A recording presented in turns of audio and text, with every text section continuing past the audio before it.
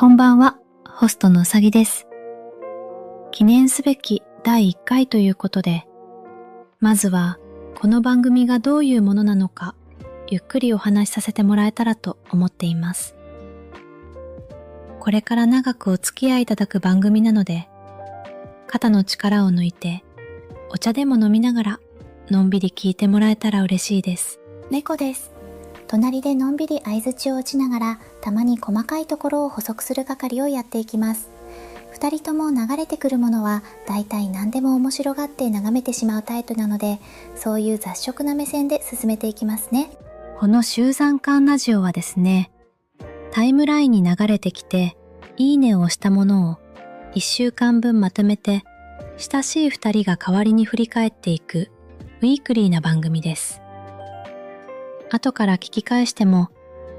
こんなのが好きだったなって思い出せる、そんなアーカイブみたいな立ち位置を目指しています。そうそう、誰かに解説するというより、好きなものをただ一緒に並べて眺める感じですね。この回で振り返っていく対象は、2024年11月の11日から17日までの1週間分のいいねです。年をまたいで聞いてもらっても意味がぶれないように、日付はこうして毎回はっきり言っておきますね。この1週間は、とにかくアートと創作がたっぷり。それに続いて、プログラミング、科学と学び、ゲーム、そして最後にその他という形で雑多に楽しかったものをまとめていきます。アートの比率がかなり高い週だったので、そのあたりの空気感も伝わると嬉しいですね。ちなみにこの2024年11月という時期は、街の方でもアート関連の催しが多かったみたいで、歌舞伎町一帯を使ったアートナイトのイベントなんかも開かれていたそうです。そういう外の盛り上がりともなんとなく地続きな1週間だったのかもしれませんね。では早速1章目からいきましょう。まずはアートと創作からなんですが、この週は全体で40件以上もこのジャンルでいいねしていて、もう半分くらいがアートで埋まっているような週でした。眺めているだけでよっぽど目が忙しい1週間だったんだろうなぁと伝わってくる量だったんですよね。40件超えってちょっと多すぎますよね。さすがに全部は紹介しきれないので、特に流れに勢いがあったテーマをいくつか拾っていきます。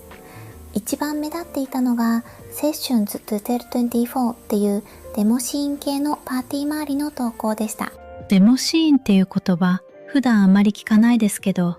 これってどういうものでしたっけ？確かコードでグラフィックスを作って見せ合うみたいな話だった気がするんですけど、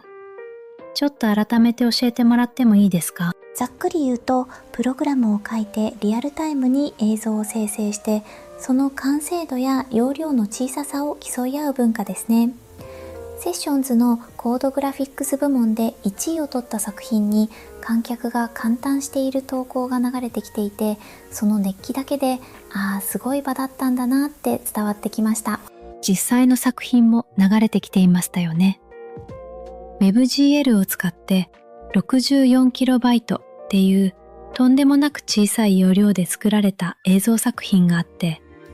ブラウザでそのまま体験できるみたいなんです。容量の桁を聞くと、よくこれが動くなって素直に驚きます。その制約の中でどこまで表現できるかを競うのがこの界隈の面白さなんですよね。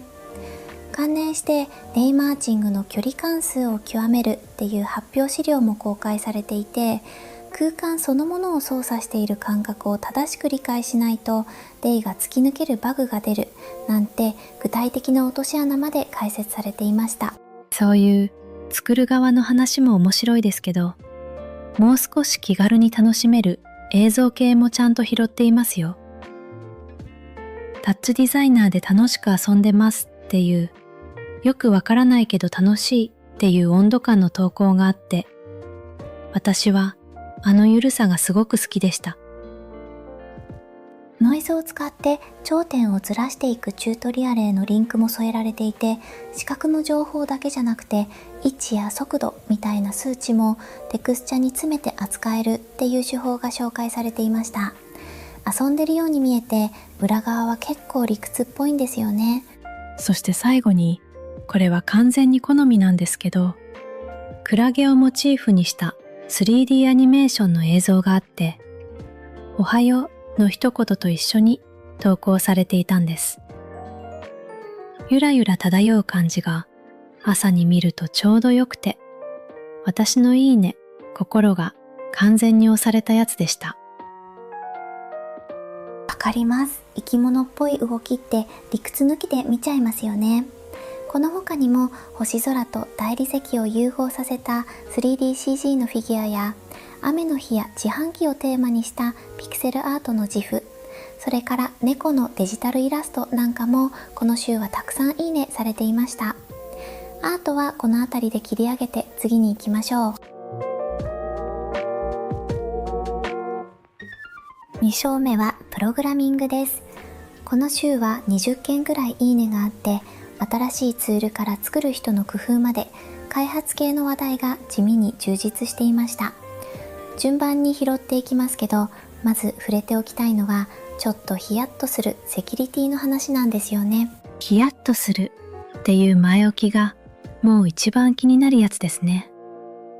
セキュリティの話って気づかないまま使い続けてしまうのが一番怖いので、ここはちゃんと聞いておきたいです。一体どういう内容だったんですか？ララベルっていうよく使われている開発フレームワークに脆弱性が見つかったという報告です。ある設定が有効な環境だと URL のクエリ文字列に細工をするだけでリクエストを処理する時のフレームワークの環境を書き換えられてしまうというもので、対象バージョンには修正が提供されました。気づかず使ってると怖いやつですね。なるほど。入り口がただの URL のクエリ文字列っていうのがいかにも見落としそうで怖いですね。普段なら気にも留めない場所ですもん。そういう守りを固める話とは別に、この週は開発ツールがバージョンアップしたっていう前向きなニュースも流れてきていましたよね。PHP スタンっていうコードの不具合を自動で見つけてくれる解析ツールが3年ぶりのメジャー更新でバージョン 2.0 になりました。より厳しいチェックレベルが追加された上にメモリの使用量を半分以上減らして解析も早くなったという地味だけどありがたい改善です。マスコットのゾウも健在みたいですよ。ゾウのマスコットがいるんですね。いかついツールなのになんだか急に親しみが湧きます。そういうツール自体の話とは別に、開発の進め方そのものについての記事もありましたよね。1日に何回もデプロイする、つまり何度も本番にコードを反映していくための工夫を紹介したやつです。フィーチャーフラッグっていう仕組みの紹介ですね。機能をスイッチみたいにオンオフできるようにしておくと、問題が起きた時に即座にその機能だけ止められる。だから安心してどんどんコードをマージできて、結果として高頻度のデプロイが回せるという考え方です。守りを固めた上で攻めるっていうバランスが綺麗でした。そういう開発のお助け系の流れだと AI 周りのものもちゃんと入ってきていましたよね。コードを書くのを横で手伝ってくれるツールがまた一歩進化したっていう投稿があって、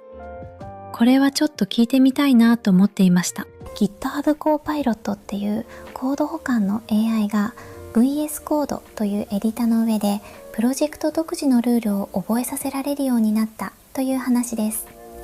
設定ファイルにコーディング規約を書いておけば、それに沿った提案をしてくれる。規約を毎回頭で暗記しなくてよくなるかもっていう期待の声でした。ちなみにこの2024年11月はちょうど .NET クーが正式リリースされたタイミングでもあったみたいで、開発の道具周りが全体的に動いていた時期だったんですね。最後に肩の力が抜けるやつを一つ。ブラウザでそのまま遊べる 3D のバッティングセンター風ミニゲームが公開されていました。3JS を使って作られていて、複雑な操作もいらず、インストールも不要で、ブラウザから直接打てるんですよね。技術のデモでもあり、ちゃんと遊べるおもちゃでもあるっていうのがいいバランスでした。この他にも仮想ドモを自作する教材の写経やタイプスクリプト上達の話なんかも拾われていましたよ。では次の章へ。3章目は科学と学びです。件数は8件と落ち着いていますが、語学の話から奇妙な生き物まで幅がとにかく広くて、雑学が好きな人にはたまらないラインナップでした。まず私が気に入ったのはゲーム開発のための線形代数の入門書ですね。数学とゲームが地続きになる一冊です。線形代数って行列とかベクトルが出てくるあの数学ですよね。学生の頃に名前だけ聞いた記憶があるんですけど、正直それがゲームとどうつながるのかちょっと想像しづらいんです。あの抽象的な計算がどこで効いてくるんですか？ 3D のキャラクターを回したり動かしたりするのって全部その行列やベクトルの計算で支えられているんですよ。この本はセガでの実務経験をもとに数学が苦手な人でも踏み出せるように回転の表し方まで実践目線で解説した一冊で、もともとテックブログだった記事が書籍化されたものなんです。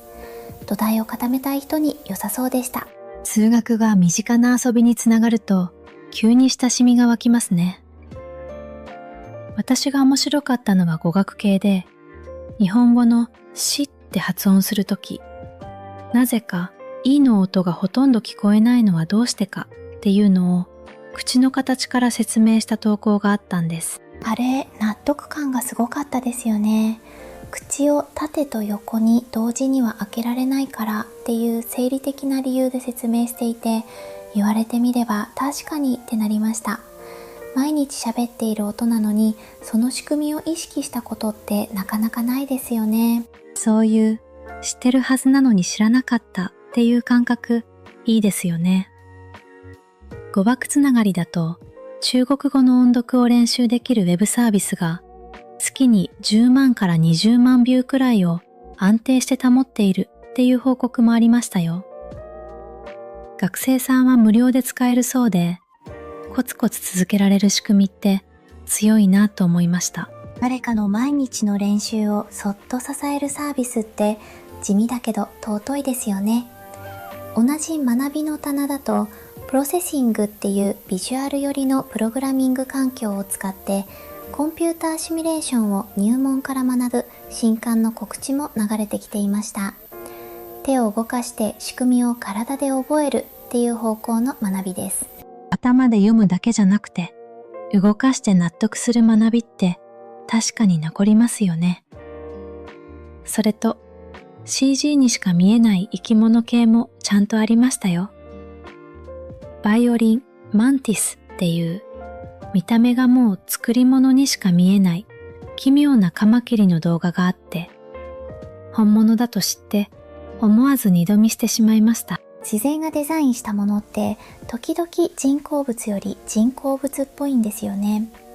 あと学びという意味では哲学科に進まない人のための哲学書を25冊紹介するっていうリンクと哲学の実用的な使い方についての考察も流れてきていました。入り口を作ってくれる紹介ってありがたいですよね。次はゲームの章に行きましょう。4章目はゲームです。6件と少なめですが、作る話と遊ぶ話と、それから法律の話まであって、振れ幅が面白い週でした。まず私が驚いたのは、任天堂が裁判で訴訟相手の身元をどう特定したかっていうのを明かしたっていうニュースです。あれは読み物として普通に面白かったですね。海賊版を広めていた人物について過去のネット投稿から地域の情報を拾って顧客データベースで同じ名前を探して修理の依頼履歴から住所までたどり着いたという流れでした。デジタルの足跡ってここまで残るんだなぁとちょっと背筋が伸びました。そういうちょっと身が引き締まる話とは対照的に、作る人を応援する優しいニュースもこの週はありましたよね。遊園地をテーマにした 3D モデルのパックが丸ごと無料で公開されたっていうやつです。これは作り手にはありがたいやつですよね。コースターキットという名前でジェットコースターの車両やレール、建物まで合わせて180種類以上が入っていて、しかも誰でも自由に使える条件で配られているんですよね。配っているのは無料アセットで有名なケンニーさんで、ゲームジャムみたいな短期制作にはこういうのが本当に助かるんです。作る土台が無料で配られると、それだけで誰かの一作が生まれやすくなりますもんね。遊ぶ側からのファンの愛も負けていなくて、ゼルダの伝説をテーマにしたファンアートのアニメーション自負も流れてきていて、ぬるっと動く感じがすごく丁寧で見入ってしまいました。公式の作品への愛がこうやって別の形の作品になって帰ってくるのいいですよね。そのケンニーさんには実はもう一つ面白いエピソードも同じ週にあって、新しいアセットを公開したらわずか2時間ちょっとで地球の反対側の誰かのゲームに実装されていて、本人が一番ビビっていたっていう報告だったんです。2時間ですか。それはもう作った人が誇っていいやつですよね。配ったものが世界のどこかですぐ誰かの手で動き出すって、想像するだけでワクワクします。私が遊ぶ側でグッときたのは、ポケモンの金銀25周年のグッズの紹介で、全部欲しいってもだいている投稿でした。あの気持ち、すごくわかります。25周年って聞くと、それだけ長く愛されてきたシリーズなんだなぁとしみじみしますよね。作る側の工夫も遊ぶ側の熱量も、それから権利を守る話まで、ゲームという一つの言葉の中にこんなにいろんな温度があるんだなぁと感じるショーでした。それではいよいよ最後のショーに行きましょう。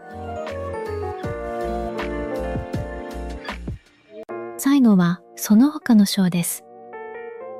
1件か2件しかなかった小さなジャンルをまとめてここで拾っていきますね。数は少ないんですけど、仕事や生き方にまつわるちょっと立ち止まって考えさせられるような投稿がいくつかあって、私はこのショーが結構好きでした。この週は長く勤めた役職を退いて次の目標を語るという初心表明系のノート記事や、ある会社を1年未満で去った体験談など、キャリアの節目を綴った投稿への反応がいくつか並んでいました。感情のこもった文章だった分、見ていた人の心も動いていたみたいですね。そういうしみじみした話の流れで、私が一番好きだったのがこれなんですけど、昔の連絡先から知り合いを調べてみたら、その人が会社を辞めて自転車競技に転向していて、しかもオリンピックで金メダルを2つ取っていたっていう驚きの投稿があったんです。人生どこでどう転ぶかわからないを血でいくエピソードですよね。淡々と書かれている分、余計にスケールの大きさが効いていました。暮らし売りの話だといろいろあったけれど、ついにパリの4区に部屋を借りられたという報告も流れてきていて、可愛いお部屋の動画付きだったんです。ああいう誰かの生活が一歩前に進んだ報告って、知らない人のことでもなんだか嬉しくなりますよね。朝のコーヒーを飲みながらその週の予定を立てるっていう何気ない投稿にもいいねがついていて、こういう静かな日常がさらっと混ざっているの、私はすごく好きです。技術寄りだと動画生成 AI でアニメ風の映像を作ってみたという写メ紙の投稿もありましたね。ありましたね。昔のアニメっぽい質感を AI で再現していて、2024年の11月の時点でここまでできるのかと技術の進み方を実感する一本でした。あとはデザイン系で建築やインテリアの写真や動画も静かにいいねされていて、こういう雑多なジャンルがさらっと混ざっているのが振り返りの楽しいところだなと思います。そうですね。カテゴリーをまたいで眺めると、その週に何に心が動いていたのかがふわっと立ち上がってくる感じがします。アートから始まって開発、科学、ゲーム、そして暮らしや生き方まで、改めて随分雑食な一週間だったんだなぁと並べてみてしみじみしました。それじゃあそろそろまとめに行きましょうか。というわけで、集団館ラジオの記念すべき第1回、2024年11月の11日から17日までの1週間分を振り返ってきました。アートがとにかく豊作で、その合間に開発の学びや思わず二度見する生き物や人生の節目の話まで本当に盛りだくさんでしたね。こうやって並べてみると、好きなものの輪郭がじんわり見えてきて、私もやっていて楽しかったです。この番組はこんな風に毎回のいいねを2人でのんびり振り返っていくので、聞き返したくなったらまた気軽に立ち寄ってもらえたらと思います。改めて振り返ると、コードで描く映像から発音の仕組みや奇妙な生き物、そして金メダルを2つ持っている知り合いの話まで本当に脈絡がなくて、でもそれがこの1週間の正直な姿なんだろうなと思います。雑多なまま残しておけるのがいいねの面白いところですね。気に入ったものがあったら、ぜひ元の投稿の方も覗いてみてくださいね。それでは、ホストのうさぎと猫がお届けしました。また次の振り返りでお会いしましょう。おやすみなさい。